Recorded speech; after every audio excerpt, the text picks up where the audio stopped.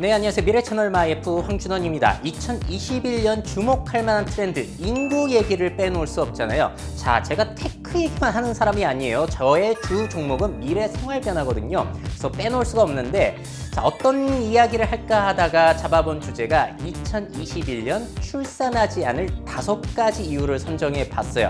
자, 이 중에서는 솔직히 식상한 내용도 있고요. 좀 신선한 내용도 포함이 되어 있습니다. 자, 알고 계신지 모르겠지만 한국인은 현재 자연 감소 시작이 됐어요. 대한민국 인구 감소되기 시작했습니다. 한국 사람만 쳤을 때. 자, 1970년까지만 하더라도 100만 명이 태어났었는데 올해 20살 되는 애들이 있잖아요. 걔네들은 2002년에 49만 명, 70년대 이전보다 절반도 채 태어나지 않았어요.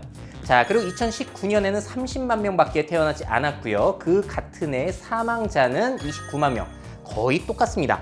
이게 만약에 크로스 되게 된다면은 사망자가 출생자보다 많으니까 자연 감소가 되는 거거든요. 자, 근데 언제부터 자연 감소가 시작됐냐면은 2019년 11월 이후로 사망자가 출생자보다 계속 많았어요. 자, 그래서 2020년 9월까지 합산해 봤을 때 줄어든 인구가 2만 명 정도입니다. 자, 통계청 예측에 따르면 앞으로 한 10년가량은 그렇게까지 크게 인구 감소가 진행되진 않을 거예요. 근데 베이비 부머 세대분들이 돌아가시기 시작하면은 한 해에만 줄어드는 인구가 몇십만 명씩 될 수 있다는 겁니다. 자, 그래서 요즘 코로나 시대에 소비 침체가 일어나고 있잖아요. 근데 이거는 사람들은 존재하는데 경제 활동을 안 해서 밖에 안 나와서 소비 침체가 일어난다면은 제가 볼 땐 이거는 앞으로 있을 인구 감소 리허설처럼 보이거든요. 미래는 어떻게 된다는 거죠? 사람들의 수 자체가 바람 빠진 풍선처럼 계속해서 줄어드는 것이 대한민국의 꽤나 확실해 보이는 미래라고 볼 수가 있겠습니다. 갑자기 인구가 늘어날 것이라고 예측은 너무 하기 힘들잖아요. 자, 왜 그렇게 예측을 하느냐? 출산하지 않을 이유가 자꾸 늘어나고 있어요. 자, 이번에 신선한 자료부터 보여드리도록 할게요. 통계청에서 2019년 신혼부부 통계 자료를 공개했는데 내용이 흥미롭습니다. 자, 일단 신혼부부의 수 자체가 계속 줄어들고 있어요. 자, 그래서 초혼만 따졌을 때는 최초로 100만 쌍 이하로 떨어졌다고 합니다. 자, 참고로 신혼부부는 결혼한 지 5년 이내의 커플들을 이야기해요. 자, 그런데 이 수가 계속해서 줄어들 수밖에 없는 것이 이제 2021년에 1992년생이 30살이 되게 되는데 그때가 인구 정점이었어요. 젊은 세대들 정점. 그 이후로는 쭉쭉쭉쭉 인구가 감소되고 있죠. 자, 출산하지 않을 이유. 아주 단순하게 이야기해서 출산할 인구 자체가 앞으로 쭉쭉쭉 줄어들게 됩니다. 출산율은 어떻게 높일 수가 있겠죠. 한 사람이 2~3명씩 나오고 그러면은. 하지만 출생아 숫자 자체가 늘어나기란 쉽지 않아요. 엄마들의 숫자 자체가 쭉쭉 떨어지고 있기 때문에. 자, 그리고 또 다른 결과 굉장히 흥미로웠습니다. 결혼한 지 5년 된 신혼부부들이요. 자, 약 42.5%가량이 아이가 없다고 해요. 결혼은 하지만 아이를 갖지 않는 사람들이 거의 절반가량 된다는 점이 상당히 놀라운 점이었습니다. 자, 그리고 아내의 경제활동과 출산, 관계가 있을까요? 당연히 관계가 있죠. 자, 자료를 보시게 되면은 아내가 경제활동을 하는 집 같은 경우에는 출산율이 0.63명이고요. 아내가 집에서 육아하고 그런 분들 같은 경우에는 0.81명이요. 자, 이 결과를 어떻게 해석해야 될까요? 자, 여기와 관련된 다른 조사 결과가 있어서 또 끌어가져 왔는데요. 사람인에서 2030 직장인 10명 중 3명은 자녀 낳을 생각이 없다라는 설문조사 결과를 발표했거든요. 그 중에서 낳을 생각 없는 이유 1위가 뭐였냐? 나를 위한 삶을 살고 싶어서. 자, 출산하지 않을 이유. 이건 조금 흔한 이유이긴 한데요. 희생보다는 나를 위한 삶을 살고 싶어하는 욕구가 계속해서 이어지고 있기 때문에 자, 과연 출산율이 앞으로 높아질 수 있을 것인가? 쉽지 않다는 거죠. 자, 그리고 이거 참 심각한 문제인 것 같아요. 이 해결이 안 되고 있으니까. 주택 소유 여부가 출산율에 영향 미칠까요? 당연히 미치고 있죠. 자, 결과를 보시게 되면 주택이 없는 사람들 출산율은 0.65명 정도이고 주택을 소유한 사람들은 0.8명이에요. 차이가 난다는 겁니다. 자, 결국에는 출산하지 않을 이유, 주거 불안정. 자, 이 문제가 2020년 잡히지 않았고요. 노력은 정말로 하고 계시지만 2021년도 불투명한 상태란 말이에요. 그러니까 2021년에도 출산할 이유가 딱히 없다라고 볼 수 있겠죠.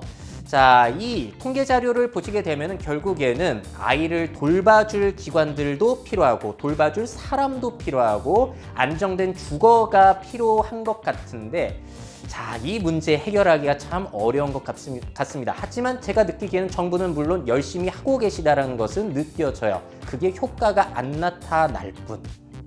자, 그리고 또 아이를 낳지 않을 심각한 이유가 있죠. 2020년에도 그랬고 2021년까지 이어질 트렌드, 코로나 때문에 출산을 연기한다라는 겁니다.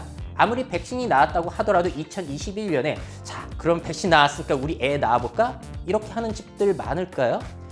요번에 백신들 어떻게 되는지 보고 2022년 그 이후에 출산을 해보자 생각하는 부부가 많지 않을까 싶어요.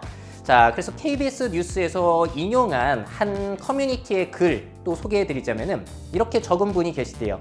길어지는 코로나19에 아이를 임신하는 게 욕심은 아닐까요? 라고 적었더니 거기에 관련된 댓글들이 쭉 이렇게 달렸다고 합니다. 자, 이렇게 생각하는 것도 굉장히 합리적인 생각일 수 있잖아요. 자, 그런데 이 코로나 이슈는 단기적인 거예요.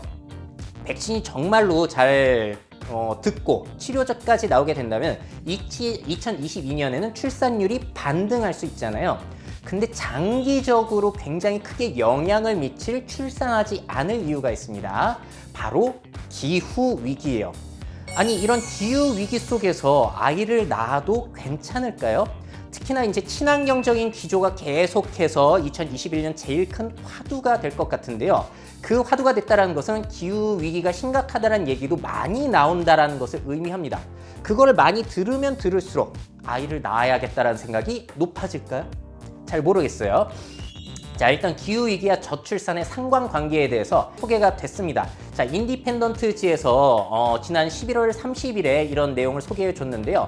자, 내용 보시게 되면은 기후위기에 대한 불안감이 출산을 막고 있다는 연구 결과가 나왔다는 거거든요. 이 내용이 너무 흥미로워요. 여러분들 한번 잘 보시면 좋을 것 같아요. 자, 인터뷰 내용 중에 이런 것도 있었습니다. 온난화에 영향을 받는 아이들의 미래가 걱정된다 몇 %였냐면은 설문조사 결과 96.5%였다고 하고요. 자, 이렇게 대답한 사람이 있다고 해요. 나는 죽어가는 세계에 아이를 살게 하고 싶지 않다. 미국 31세 한 여성이 대답했다고 하고요.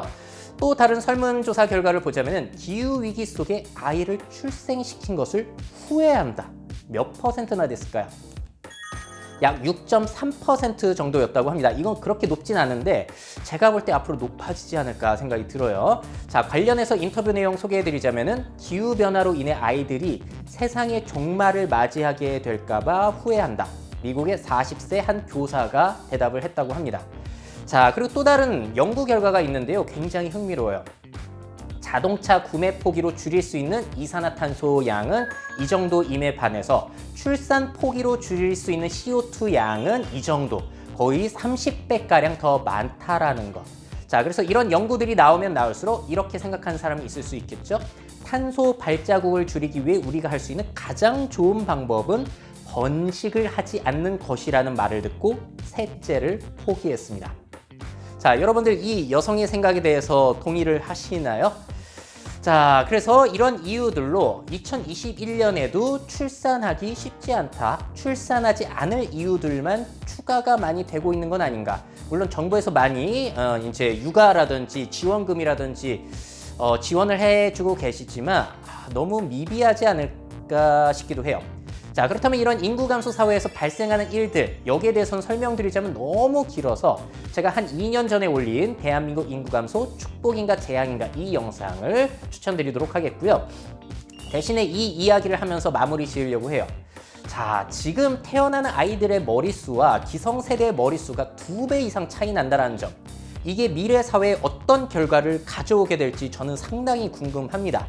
자, 아까 보신 그래프 위쪽에 출생자들만 보시게 되면은 저 산봉우리 같은 세대가 지금 60대 분들이에요. 그리고 다른 식으로 표현하자면 86세대, 386세대, 586세대 그 분들이신데, 자, 그에 반해서 지금의 10대, 20대, 뭐 Z세대라고 할 수 있는 이분들 같은 경우에는 머릿수가 그들의 절반가량도 되지 않는다라는 거. 자, 이 질문을 드려볼게요. 이러한 상황에서 민주주의 그리고 자유시장 경제는 공평한가요? 자, 투표권 1인 1투표를 할 수 있는 거니까 뭐 공평하다라고 할 수 있겠지만 머리수 자체가 너무 차이 나서 정책 결정이라든지 누구를 위해서 재원을 사용해야 되는지 여기에 있어서 상당한 세대 갈등이 있지 않을까 생각이 들어요. 하다못해 제가 정치인으로 이제 선거판에 나간다고 했을 때 누구를 위한 포퓰리즘으로 당선이 되는 게 더 빠를까요? 고령자들, 저 86세대들을 위한 정책을 내놓는 게 머릿수가 훨씬 많기 때문에 유리할 겁니다. 이 점이 상당히 우려되고요. 또 우리나라 한국 시장에서 부동산 가지고 있는 세대는 누구죠? 그리고 권력을 잡고 있는 세대는 누구죠? 참고로 현재 국회의원 평균 연령이 54.9세라고 하죠. 권력은 저렇게 머릿수가 많은 집단이 가지고 있고 또 저 세대들 같은 경우는 민주화 경험도 있어가지고 조직력도 좋단 말이에요. 과연 머릿수도 많고 조직력도 있고 재산도 축적한 이 세대들과 젊은 세대들이 경쟁이 될 수 있을 것인가? 민주주의, 자유시장 경제 이거 공평하다라고 할 수 있을까요? 자, 그리고 아이들 입장에서 안타까운 점 이거예요. 아니, 원해서 태어난 것도 아닌데 태어나 보니까 자동으로 노인 부양의 의무가 짊어져 있더라. 자, 조사 결과에 이런 게 있죠. 2065년이 됐을 때 세계에서 부양 부담이 가장 높은 나라 1위가 한국이 될 수도 있다. 뭐 그럴 수밖에 없잖아요. 한국처럼 이렇게 출산을 정말로 안 하는 나라가 없으니까 초저출산 국가 1위잖아요, 지금. 자, 이런 상황에서 아니 아이들 같은 경우에는 내가 원해서 태어난 것도 아닌데 세금을 자꾸 부양해야 되고 노인들을 위한 직업을 가져야 되고 이거 불만 없을까요? 그래서 앞으로의 세대 갈등 이런 저출산 현상이 이어지면 질수록 어떤 일이 펼쳐지게 될지 상당히 궁금합니다. 여기에 대해서 정답을 드릴 수는 없지만 상당히 우려가 되는 부분이 많은 건 확실한 것 같아요. 긍정적인 요소보다 부정적인 요소가 더 많을 수도 있겠다. 자, 이렇게까지 해가지고 대한민국의 인구가 풍선이 쪼그라들듯이 바람 빠져서 쪼그라들듯이 쪼그라드는 상황을 보여드렸는데요. 아마 2021년에 많이 들을 뉴스가 이런 것일 것 같아요. 2020년 최초로 인구 감소가 진행된 해였다. 그리고 인구 감소 수개월째 이어지고 있다. 이런 얘기 계속 듣고 계시지 않을까 싶습니다. 자, 오늘 이야기는 여기까지이고요. 다음 시간에도 2021년 주목할 만한 트렌드를 가지고 찾아뵙도록 하겠습니다.